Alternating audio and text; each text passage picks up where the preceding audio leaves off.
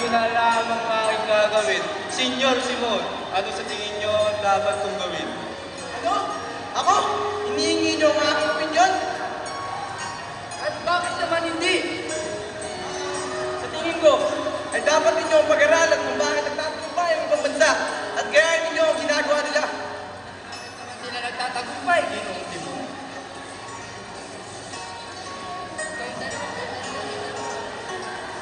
Naku, Ginoong Simon! Aking magsik, aking lugi! Ano?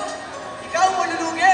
Mukhang hindi ka panipaniwala doon. Hindi mo alam ang aking lugi! Ang totoo niyan, Senyor Simon, hindi talaga para sa aking asawa ang pulseras. Para to sa isang babae opisyal na mataas ang tungkulin.